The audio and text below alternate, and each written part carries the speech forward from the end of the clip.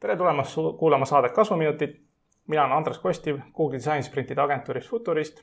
Koos minuga on Helen Kokk, siis Nortalist disainijuht ja selle saate teemaks on siis kes või mis on product designer ja siis Kasvuminutite podcast keskendub siis disainiteemadele laiemalt ja praktilise poole pealt. Nii et kuulame. Helen, kuidas sul see nädal on läinud siis UX-i rindel? See nädal on, ma ütleks, et see nädal on väga hästi läinud, et nädal on võib-olla natuke liiga lühikene aega, aga üldiselt on väga hästi läinud, ei saa kurta. Et ma ise ka kuidagi varem me lindistasime seda podcasti ka rohkem nagu esmaspäeval ja siis mul oli nagu pühapäeva õhtul nagu süda tagus, et mingi, et homme tuleb külaline ja tuleb valmis sätida ja kõik selline nagu pinge peale, kus nädala keskel lindistad, siis on nagu juba nii palju möllu ja värki tehtud ja sul pea nagu vähem jahvatab, et siis nagu selles mõttes on nagu väga mõnus olnud. Tõsi. Ja juba see nädal ma olen saanud ka ühe sihukese nagu korralikuma klienditeekonna workshopi tehtud, mis oli hästi hea, kliendid saime nagu selles mõttes, et nagu profiilina ja siis nagu mõnusalt teenused disainis ja siis selline nagu elamuste disainimises sihukese nagu korraliku laksu nagu käimas ka saanud juba. Kui sa niimoodi küsid, siis jaa, et sa mõtlesid, et minu jaoks ei ole ka midagi muutunud nagu aja peale, et iga päev on sihukesed väiksed töötoad, aga kuna see on sellised normiks nagu muutunud, siis sa ei pane enam tähele, et ma tegin eile suure töötoa. Ja seda küll jah, et mingi hetk on graafik nii täis nagu neid töötubade läbiviimise hetki ja disainimise hetki, et ma siis mõtlen, kumba sul rohkem on, kas nagu selline disainitiimi ja nagu inimeste juhtimine nagu nendest nagu suurema nagu võimekuse välja utsitamine või sa nagu proovid ise rohkem nagu hands-on või kuidas sul nagu... Endiselt tegelikult mõlemad, et minu jaoks on selline mantra olnud juba aastaid, eks ju, et sa pead leidma nagu selle balansi nende mõlema asja vahel, sest et kui sa ikkagi jääd ju ainult ühte asja väga tugevalt tegema, eks ju, et siis need paratamatult on kaks teemat, mis komplementeerivad, eks ju, üksteist. Et kui sa ei tee ise sisulist tööd, kuidas sa saad teisi juhendada, eks ju. Ja kui sa ainult juhendad, eks ju, et see nagu ei ole nagu loogiline. Et nagu suke peakokka asi natukene, et sa ikkagi nagu vaatad, et inimestel oleks kõik olemas, et saaks oma asjad tehtud ja samamoodi proovid siis kõiki uusi võtted. Et mul on täpselt samamoodi, et ma vaatasin ka, et võib-olla mingisugused nagu et kõik uued võimekused, mida nagu Futuristile tekitada, et kõik need asjad ma pean suutma nagu ise läbi vedada, et siis on nagu kellegiga tiimis midagi juhtub, et siis ei ole niimoodi, et oi, kes teeb. Et see on väga äge. Nii, Nortali disainiprotsessis tahaks ka korraks nagu uudistada, et saade teema läheb siis nagu see product designer poole, et ütleme, see product designer on siis nagu umbes nagu mingisugune tootearenduse jumal või midagi taolist, eks ole, ja siis võtaks siis nagu et kui et tootearenduse jumal ja siis tal on nagu mingisugune tempel on mäe otsas ja sinna on nagu erinevad nagu rajad ja siis nagu valmistasid nagu mõned sellised põnevad teemad on ju, mis sul nagu endal nagu horisondil on. Et võib-olla räägid, et mis põhimõttelisi uuendusi siis Nortali disainitiim on planeerimas ja kuidas?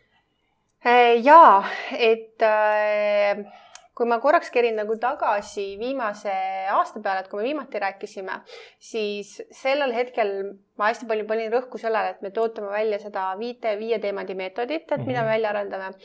See sai välja arendatud, see on väga hästi ennast ära tõestanud, isegi teised Eesti turul on küsinud, kas nad saaksid seda näha, et natukene šnitti võtta. Nii et see on siuke kui kasutate open source'i, siis jagate open source'i. Just, täpselt, ehk siis, et iga nädal on see siuke väike pai, kui keegi küsib, et kuule, kas ma saaks seda linki uuesti ja siis me oleme ehitanud sealt edasi, et järjest nagu sügavamale, et kui küsida nagu järgmiseid selliseid fookusteemasid, et millele me nüüd see aasta rohkem rõhku paneme, et kuna alusbaasid ehk siis disainsüsteemid ja meetodid on ära kaardistatud, nüüd me paneme rõhku siis teemadele nagu eetiline disain, eesti keeles signatuurmomendid siis ja ringmajandus tegelikult. Et väga puudutamata teema, kus juures IT-valdkonnas. Väga palju räägitakse ringmajandusest, eks ju, füüsilises maailmas. No just ka nagu, mis praegu oli see mingisugune Apple'i mobiiltelefonide restaureerimise äri oli eestlastel juba olemas, nüüd tulid soomlased mingisuguse tehasega siia ja nüüd on mingi, et ringluses maksimaalselt, eks ole. Et see on üllataval kombel, ma olen sellega mõned kuud ise ka tegelenud, et see on väga kehvasti puudutatud teema globaalselt, mitte ainult Eestis. Nagu auditeid ei ole, keegi ei oska vastata täpselt, mis asi see olla võiks, et see on nagu väga sügavalt fookuses olnud. Et Netflixi vaatajad ei kujuta ette palju mingid serverid kuskilt energiat kulutavad, kui nemad sealt ühest osast teise nagu pinživad. Just, või kui siis näiteks üleskutsena teha, et teed pilti, eks ju, oma sellest toredast õhtusöögist ja siis jääb aastateks istuma sinna nagu serveri prügisse, eks ju, et see on ka tegelikult ringmajandus, eks ju, IT-ringmajandus. Ja, just. Ma pean ära koristama just, oma Dropboxi. Me kõik peaks tegelikult oma digiprügikasti nagu ära tühjendama, ma sügavalt soovitan seda teha. Seepärast, et üks asi on et okei, et sul on seal selle SSD mälusse salvestab, aga samas kui sellest kõik koopiaid kogu aeg tehakse, et see on tegelikult energia. Täpselt.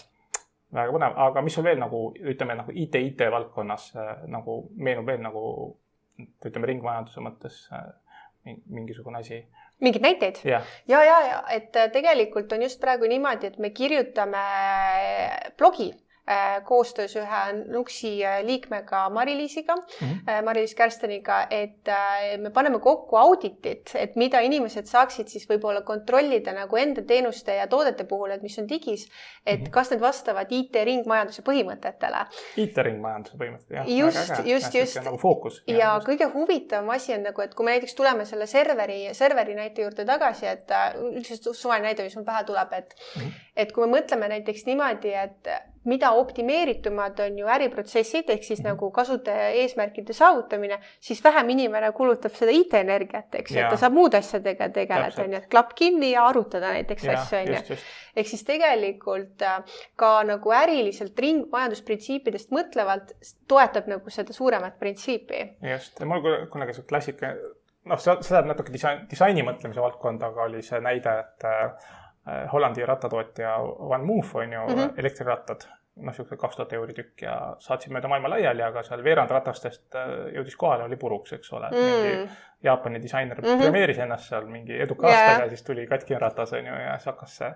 Ja siis oligi, et mõeldi, et umbes, et teeme mingi logistika IT-süsteemis mingisuguseid hulle parendusi ja siis juhulikult kutsuti mingid disainerid ka sinna brainstormima ja disainerid tegid, kui pakse jalgratta teleka kasti.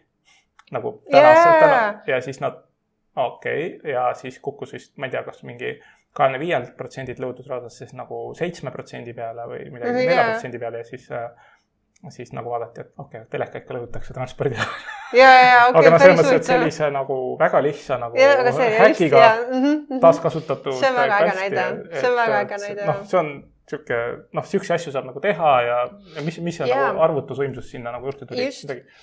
Aga näiteks veel üks üleskutseks, et kui rääkida nagu kõik potentsiaalselt nagu kuulab, et igasugused integratsioonid samamoodi tegelikult vastavad ringmajanduse printsiipidele, et näiteks mis ma startupides väga palju näen, et ma lähen ehitan oma chati või ma lähen ehitan oma kaardirakendust, eks ju, et miks kulutada sama energiat, kui keegi teine on seda juba mustmiljon korda paremini teinud, eks ju. Ja API on olemas ja saab.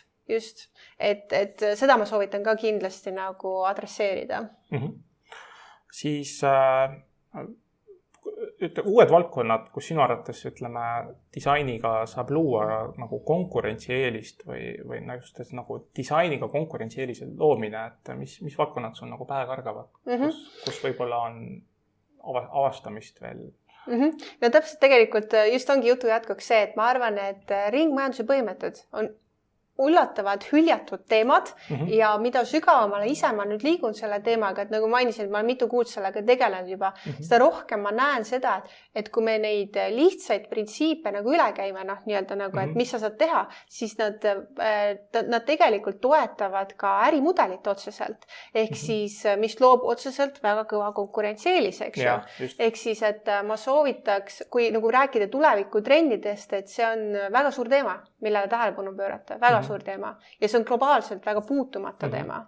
Et selles mõttes kuidagi meeldub, et võib-olla 10 aastat tagasi või niimoodi, et nagu see taaskasutamine kuidagi leierdati ära ja see hästi tugevalt kleebiti sellise nagu korporatiivse PR-trummi löömisele ja mul tundus ka, et seal ma ise kunagi olen seotud ka, et autode taaskasutamise põhimõtted ja siis seal Euroopa direktiive töötasin läbi ja kõike ja siis ma nägin küll jah, et ühtpidi on selline nagu ühiskonna areng kuidagi käivitab neid asju ja siis teistpidi mingisugused seadusandlused, et kui sa ei tee, siis saad trahvi, on ju. Aga kuidagi mul tundub ka jah, et nagu ringmajanduse mudel minu meelest just juba, et seal sõnas ei ole see mingisugune taaskasutamine nagu hästi nagu ülehaibitud, vaid ta on just selline, et okei, et ma ei tea, taaskasutame nagu olemasolevat ressurssi, et me saame sellest nagu mingi uue vingetoote ja väärtuspakkumise luua. Jaa, ma olen täiesti nõus, sest et ma arvan, et väga paljud on mis kuulnud, et sina kindlasti oled ka kuulnud seda, et 90% probleemidest saavad alguse nii-öelda sellest kõige esimesest faasist, eks ju, kuhu on disainmõtlejad kaasatud. Eks, et sellepärast võib-olla jälle see üleskutse siia, et sellesse varasemasse faasi tuua juba selline mõttemaailm, et mitte nagu, et see oleks haip, vaid vastupidi, see tõesti parendab kasutuskogemust, optimeerib, eks ju, äriprotsesse ja lisaks on nagu nii-öelda loodussõbralik, eks ju ka veel. Just, ja sa mainisid ka seda eetilise disaini otsa ennem, et mingi, võib-olla siin aga nagu ligipääsetavus on ka nagu sellest osa eetilisest disainist, et täna juba mingisugused veebilehed, kellel on juba elementides on kontrastsusprobleemid, et Google'i koodicrawlerid nagu kammivad läbi, nagu teevad sellest nii-öelda oma poolt nagu pildi ära ja nad lükkavad orgaanilises otsingus tuimalt nagu allapoole.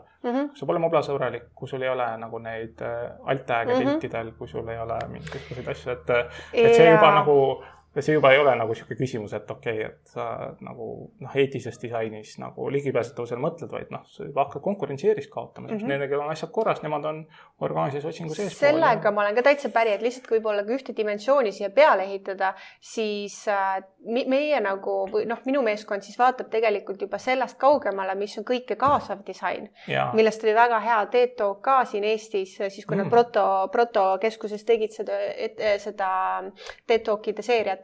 Ja seal räägiti siis sellest, et väga ilusti loodi nii-öelda avati see teema, et kaasuv disain on see, et kas sa vananed? Jah, ehk siis tegelikult peaks nagu mõtlema ka mitte nagu ainult nii-öelda mingit vaegnägelikkust teemade peale, vaid ka näiteks see, et kui sinu süsteemi kasutab 50-aastane versus, eks ju, 5-aastane, et see tegelikult ju peab nii-öelda ka selle vahe nagu ära täitma. Et see läheb juba omakorda veel väga laiaks, ja. Täpselt, et ja räägime juba 50-aastastest juba edasi, et me peame nagu hakkama neid süsteeme looma meie sinuga, mida me hakkame ise 20 aastat kasutama. Täpselt. Nagu, ja see käib ainult disainerite kohta, see käib mingite tootejuhtide kohta, ärijuhtide kohta. Ja, ma olen väga nõus. Ja okei, siis ma juba siin puudutasin korraks seda tootejuhi, ärijuhi nagu teemat, et aina enam otsitakse uusi unicorne, mingisugused, et on siis, ma ei tea, unicorn, disainer, arendaja, unicorn, see ja see. Ja nüüd üks siuke nagu unicorn, mis on nagu nüüd tekkima hakanud, kus näed järjest nagu LinkedInis ka nagu töökuulus nagu product designer. Puurid sisse, siis sa ikka vaatadki, et on kokku pandud põhimõtteliselt tootejuht, product owner või midagi taolist ja siis ta peaks nagu UX-i ja teenusdesigneri võimekusi ka nagu valdama. Et sa oled ise ka väga paljudes nagu projektides olnud ja näinud, kuidas nagu startupid talitavad, et miks sa arvad, et see nii on või miks see on selline roll on kuidagi tekkinud, mida... Ma ausalt öeldes ise pigem nagu siuke yes. Et lõpuks on tekkinud see sellepärast, et ma olen ausalt öeldes ise alati uskunud sellesse ja puhtalt sellepärast, et mul on väga raske nagu miskipärast olnud alati endal nagu näha seda, et miks peaks nagu otsima selliseid väga nagu kitsa nurgaga spetsialiste, kui tegelikult inimese nagu distsipliin võiks ju palju nagu laiem olla. Ehk siis, et esiteks just see, et mida laiem nagu nii-öelda su silmaring, kui sa töötad sellistes teemades, eks ju, siis sa tead tegelikult, et võib-olla kedagi teist kaasata sinna, et kui sa ainult vaatad nagu oma kitsast maailma nagu nurga pealt, siis mul on väga raske näha, et projektid nagu hästi kulgeks. Et võtame kas või näite, et ütleme, et kui sa võtad UI-disaineri ainult tööl, kes ei küsi küsimusi näiteks, et aga kust raha tuleb, siis mis see tähendab, sa kaotad ajas ja sa kaotad tegelikult väärtuslikest otsustest, eks ju. Ehk siis, et ma võin kas või ennast nagu näiteks tuua, et see, et täna nagu lähed LinkedIni ja vaatad, et loovjuht on ju, see tegelikult ei illustreeri seda, et ma võin teha disaini, ma võin teha, eks ju, äriprotsessi ja nii edasi, nii edasi. Ehk siis see mitme mütsi roll on pigem minu arust väga nagu tervitatav. Just, et täpselt samamoodi. Ma näen ka, et just ka teenusejuhid, kes samuti hakkavad see disain mõtlemise otsast juba pihta, kes on hakanud nagu hobi korras sellest pihta, et juba ongi nagu peaaegu teenusdisainerid, peaaegu nagu UX-disainerid.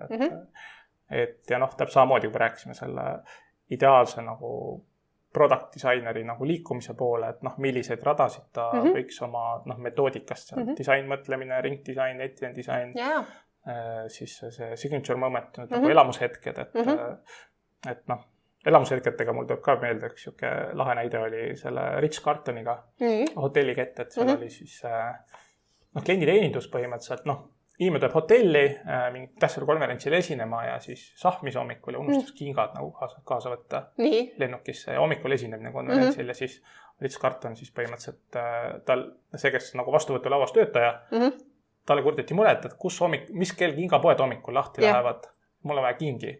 Ja siis küsiti, et mis, lihtsalt pulli pärast, et mis te kinga suurus on umbes, et ja siis järgmine hommik 2 tundi konverentsi käis ukse kell ja laotati siis tema suuruses väiksem suurem nagu kingade nagu ukse ette laiali, et komplimendid hotelli poolt ja põhimõtteliselt, mis toimus hommikul, et sellel vastuvõtulaua inimesel oli $2000 eest nagu otsustusõigus nagu klienti nagu põhimõtteliselt üllatada.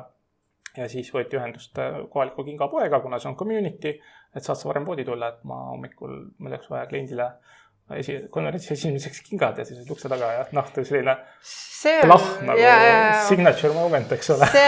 See on väga äge ja et see on ka üks asi nagu tõesti, millele igaüks meist võiks nagu rohkem tähelepanu pöörata. Ja tegelikult see oli nüüd nagu võib-olla suke ekstreemne näide, kus tõesti sul on nagu palju eelarve, palju asja, aga samas jällegi, kui sa nagu teenust disainid ja nagu saad nagu väikse energiaga nagu klienti kuidagi nagu üllatada või siis kas või alustamisest ka klienti kuulata ja nagu tähele panna ja kõik asjad, et kui asjad siin rääb aina rohkem mingid digisse ja mingisugused Annika chatbotis, eks ole, kellele peab nagu suhtlema, et kuidas sa siukstes kohas nagu sellist nagu elamust disainid, eks ole. Ei, nõus. Just, aga nii et sina arvad, et product disainerite selline nagu trend on nagu kasvamas Eestis? Oi, kindlasti ja, sest et järjest enam ju küsitaksegi nagu selle järgi, et kui võetakse nagu keegi disainidistsipliinist, et mitte see, et Figmat oskad, vaid küsitakse, et räägi mulle projektidest, eks ju, et räägi mulle nendest erinevatest tahkudest. Ja kohe, kui inimene räägib ainult värvivalikust, siis järelikult midagi valesti on. Ta peab oskama nagu, või minu jaoks nagu head toote nagu disainerid näitabki see, et kes oskab erinevatest valdkondadest rääkida, erinevate nurkade alt, et elamusmomendid, ringmajandus, nii edasi. Et see näitab, et on hea alus, eks ju, selleks. Mulle ka üks klient kunagi üllatus, nemad siiralt küll. Pusin, et mis on teil äriambitsioon nagu eurodes, rahades, turuosas, mingigi number. Issand, mingi esimene disainer, kes küsib siukest asja ja saaks mõtlema, ma polegi, et tahaks sealt, ma ei tea, aastas mingisugune 50,000 plussi nagu müüki saada seal mingis e-poe toote kategoorias. Väga hea ärimõõdik on ju. Ja siis ütled, et okei, et palju sa nagu talupojatarkusega investeeriksid selle turundamisse, et see saada. Seal mingi 50,000, võib-olla 5,000 investeering nagu turundamisse. Ja siis, et okei, et on olemas võimalik nagu kasutajakogemuse disaini asjadega, lisaks turundamisel nagu tugevalt parandada ja see maksab nii palju ja siis, business case ja tasuvus võib-olla 1-2 aastat. Kõik otsustatud purgis, et ma ei hakka midagi nagu värvidest ega stilistikast rääkima. Et väga nõus, et siin on võib-olla nagu see huvitav asi ongi, et kui mõelda nagu järelkasvu peale, eks ju, et siis miks ei võiks näiteks niimoodi olla, et ütleme, et kui keegi tahab õppida kasutuskogemuse disaineriks, miks mitte võtta kursus näiteks EBS-is, või miks mitte korraks minna kuulata, mis nad seal IT kolledžis näiteks teevad, eks? Just, nagu IT-projekti juhtimise poole pealt. Täpselt. Mis sa arvad, et millised omadused peaks olema siis heal product disaineril? IT-valdkonnas siis? Jah, et no paljusid sai nagu tegelikult juba mainitud, on ju, aga üks põhilisi asju, mis ma ise tajun, et hakkab ka trendiks kujunema ja mida ma näen, et tegelikult, mida on vaja, on head loo jutustamist põhialustalad ja mida võib-olla siis product designeri puhul eriti komplementeerib, on visuaalne vormistamine sellest storytellingust. See ei tähenda seda, et inimene peab oskama disainida, aga on olemas ka teisi meediumeid nagu fotode tegemine, videode tegemine nagu meie praegult. Või sketšimine, just täpselt. Ehk siis storytelling oskus. Et see on võib-olla üks asi, kus ma tahaks nagu sellise tugeva nagu niisugust märgi nagu maha panna. Mis veel? No muudest asjadest kindlasti disainmõtlemine, mis tegelikult puudutab just seda, et mis me ennem ka rääkisime, et minu jaoks disainmõtlemine on see, et sul on see suur raamatukogu peas, eks ju, et sa oskad nagu võtta neid, et prooviks, et meil on niisugune mure, prooviks siis näiteks persoonakaardistust teha või prooviks nüüd sprintida näiteks või prooviks seda teha. Et paari metoodikaga minna nagu seda pähklit täpselt. Et ei lähe ühega ainult peale, vaid seal on nagu erinevad. Et sul on nagu sul on peas nagu see kogus nii-öelda neid ideid, eks ju, et kuidas hakata nagu selle probleemile lähenema, et see disainmõtlemine on kindlasti ka üks hästi tugev oskus. Ja ma just vaatasin ka mingit kriitiliste projektile kuidagi käid läbi, et nagu persona loomine, väärtuspakkumine, klienditeekond ja siis pärast enne UX testimist nagu intekad, et kuskil nagu need, kui ühe metoodikaga paned puusse, siis ülejäänud võib-olla paaris nagu tulevad mingid mustrid vajaduste osas ja see on nagu nii turvaline nagu disainimiseks. Et see on väga äge. Siis miks sa arvad, miks on product designeril väga oluline kommunikatsioonioskus või nagu inimesi kuulata ja kõike seda?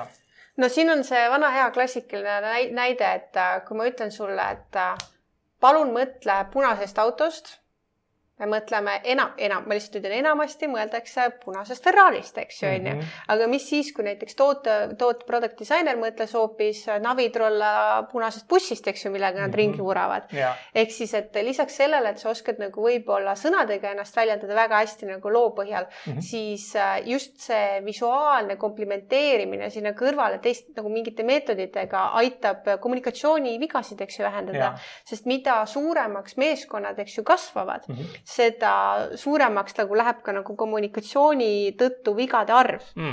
Ehk siis see aitab vältida seda, et see aitab nagu meeskonda ikkagi selle ühe nagu südamerütmi peal olla. Väga äge, just. Et ma ise näen ka täpselt samamoodi, et see kuulamisoskus ei tähenda seda, et sa ainult vait ja kuulamist lihtsalt räägivad, vaid on see, et sa nagu ka valmistud ette nagu päriselt nagu inimeselt nagu õigeid küsimusi küsima ja siis, kui ta vastab nendele, et siis nagu päriselt kuulad, mitte ei torma kohe nagu asju parandama, vaid võib-olla hea tootedisainer on ka oma tiimi jaoks on see, kus inimesed käivad tema pihta mõtteid põrgatamas. Et ta ei peagi midagi vastama, ta lihtsalt nagu kuulab nagu mõtteid ja enamasti ise nagu nuputab välja, et keegi ootas mingi mikromanageerimist. Et see on nagu, ma arvan, kulla hinnaga, nii et kes pole veel õppima asunud, siis võtke Amazonist raamat ja lugege läbi. Siis selline, sa oled ka väga nagu IT-firmast tulnud, et tundub, et see product designeri võiks siis eesti keeles ümber sõnastada IT-tootejuht. Tegelikult, nagu eesti keel on innuskeel, eks ole. IT-tootejuht, et siis kas sinu arvates nagu tavaline disainer saab olla edukas IT-projektijuht ja miks ja mis omadusi tal on vaja selleks olla nagu IT-projektijuht? Ei no muidu asja selles, et igaüks meist saab olla ükskõik, kes me tahame, eks ju, et tänapäeval maailm on nii valla nagu selle jaoks. Et küsimus ongi selles, et jällegi, puudutab neid eelmisi teemasid ka, mis me rääkisime, et mitte jääda kinni sellesse, et ma raiungi, et alati nagu disain on õige või nii palju peab olema, et mida rohkem sa kasvatad oma neid distsipliine, eks ju, seda parem sa saad olla selles teemas, eks ju, et miks mitte kuni juhtimisteemadeni nagu välja. Just. Et kõik on õpitav ja muidugi kõik on õpitav, jah. Ma samamoodi olin autode müügijuht ja läksin plaksti nagu poole kohaga IT-projekti juhiks ja esimene kuupool ja teine kuupool oli siis poole kohaga UX disainer. oligi niimoodi, et mütside vahetus käis. Jaa, sest ma ütlen ausalt, et kõige suurem vaenlane nagu mitte midagi saavutada on enamasti sa ise. Et ma just mäletan ka mõned aastad tagasi oli selline näide, et keegi küsis mult, et see valdkond tundub hästi põnev, eks ju, et millega sa tegeled, kuidas ma saaks alustada. Siis ma et niimoodi proovi seda. Jah, aga mulle väga ei meeldi arvutid. Ma ei saa sind aidata, sa just viskasid iseendale nagu kadaratesse. Et see ainuke blokker nagu, et saavutada nagu seda momenti ongi see, et kui sa iseenda jaoks mingisugused vabandused välja leiad. Jaa, just. Et see julgus katsetada asju. Täpselt. Ja 21 päeva võtab aega tuua harjuvusega harjuda, seepärast ongi toodete trialit tihti 30 päeva. Siis kuidas sinu arvates nutikad IT-tootejuhid ehk siis product designerid kasutavad disainisprinte oma tootearenduse kiirendamiseks just algfaasis? Et siin võib-olla natuke nagu sellest segu disain mõtlemisest, eks ju, et kui sul on see suur raamatukogu peas, eks ju, erinevatest meetoditest ja viisidest, siis mulle endale nagu tundub, et niisugune hea nagu tootejuht, eks ju, või IT-tootejuht peab oskama painutada. Et ta peab oskama vastavalt meeskonna suurusele, projekti eesmärkidele, kõigele nagu neid sprinte kas pikemaks venitada, lühemaks venitada, juppe asendada, et tal peab olema see võimekus nagu näha seda momenti. Et see on minu jaoks nagu hea nagu tunnusmärk. Miks disainisprint sinu arvates on nagu hea tootearenduseks? Sest et on ju, kõige parem on see, et ta on nagu selline süstemaatiline meetod, mis üritab vältida seda vigade vähesust jällegi. Et näiteks, et miks ma hüppan, tüüpiline asi, mida inimesed teevad, ma hüppan kohe lahendusse küsimata enne mingisuguseid põhialustalasid, eks ju. Sprint nagu üritab elimineerida seda vea tegemist. Pika ja vaadet ja äri väljakutset ja kõik süksed asjad kohe. Et see on, ja Google'ist hakkas see protsess pihta, nii et nagu väga, ja minu meelest ka see on väga hea mõte, et nagu kas pikendaks venitada, lühemaks venitada, et nagu vastata olukorrale nagu sättida. Sest ma olen näinud isegi ka nagu, ütleme, et mitte päris tunniasid, eks ju, aga mõne tunniseid nagu sprinte, eks ju, et kui tiim on väga, väga osav, eks ju, et siis mõne tunniga saab juba ära sprintida tegelikult ükskõik mida. Just, ja konkreetsemalt disainsprint mingi tüki võtta ja neid tükke omavahel kombineerida ja teha siin. Ja siis järgmine küsimus, et kus suunas sa ise tunned, et sooviksid edasi areneda? Jaa, et siin on üleskutse tegelikult paljudele ka, et kui tegeleda mingi väga kitsa spetsiifilised, ma räägin IT-nurga alt siis, eks ju, et tootega, mis on ekraanipõhine, siis tegelikult seda ümbritseb ka midagi muud, eks ju, et ruum, kus me istume või bussipeatus, kus ma seisan ja tarbin seda. Ja seda kiputakse väga tihti unustama, et nii elementaarne asi, et ma võin siin jälle näite tuua, et üks viis, kuidas ma ise katsetan potentsiaalseid toote disainereid, on see, et ma saadan neile ülesande disainida arsti töölaud, siis kui patsient külastab, eks ju, arsti. Ja siis, mis tehakse, on esimene asi, kõik disainerid teevad seda, et panevad sinna patsientide nimekirja, kes on see päev tulemas arstil, on ju. Aga mis juhtub arstiruumis? Arst näitab sulle, näed, sinu retseptid on sellised, eks ju. Ja sina näed, kes on teised patsiendid tulemas, ehk siis turvaviga. Ehk siis unustatakse ära see laiem kontekst nii-öelda, eks ju, siit ekraanist väljas. Et see nii-öelda ruumipõhine teenuse disain võib oleks märksõna. Et isegi kui on raske ette kujutada, siis proovida imiteerida seda. Just, samamoodi on hästi oluline ka, eks ole, istuda ja vaadelda, kuidas need arstid täna tegutsevad, et enne kui nagu niisugust asja tormamuseks minna, nii et kes kunagi Heleni teeb proovitööd, siis vaadake, kas ta tuttav mõni arst või mingi pole ammu arsti juures kontrollis käinud, et siis käige läbi ja siis saate oma töö ilusasti esitatud. Siis ja viimane küsimus, et nagu erinevalt eelmises saates, mis ma küsisin, et mis sinu jaoks tähendab teenuse disain, et kuidas seda 10-aastasele lapsele seletada? Kui ma seletan 10-aastasele lapsele, et siis see on samm loogilisi tegevusi üksteise järjest. See on nagu retsepti lugemine. Selleks, et küpsetada suppi, sa paned, eks ju, vee keema, siis sa paned selle sisse, siis sa teed seda. Et see on võib-olla siuke kõige labasem viis, kuidas ma suudaks seda seletada. Aga siis suurtematele siin disaineritele? Aga laienduseks ma ütlen see, et just, et see, mida ma rääkisin ka nagu, et oskus sprinte nii-öelda nagu painutada, ehk siis oskus osata eksperimenteerida nende teenuse disaini sammude sees, eks ju. Et sa ei ole alati võib-olla kinni selles vanas heas persoonakaardis, et proovid midagi uut sinna vahele tuua, eks ju. See on nagu kokanduses, et selle potiga saab makarone keeta, aga saab keeta ka tomatikastmes mingid merekarpe mingisuguse. Või näiteks, et küüslaugupuruga. Retsept ütleb, et tee läätsesupp, eks ju, nende asjadega, aga mis siis, kui ma trühvlili sinna sisse paneks, on ju, et sa nagu tood mingisuguse uue katsetuse sinna sisse. Et siis edasijõudnutele siis teenusdisaini tööriistadega julgemalt katsetada.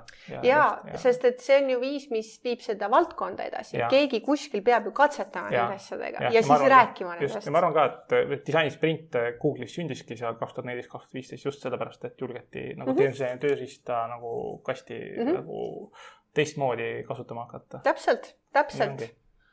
Väga äge. Sellega täna lõpetame. Aitäh kuulamast saadet Kasuminutid. Saates olid siis Andres Kostiv Google disainisprintide agentuurist Futurist ja koos minuga Helen Kokk, Nortali disainitiimi disainijuht. Saade on siis järelkuulatav Apple, Spotify ja teistes podcastides ja ka YouTube'is ja likeige, jagage, kuulake jälle meil järgmistel nädalatel. Lugege meie blogi futurist.ee veebis ja kuulmiseni. Lehva!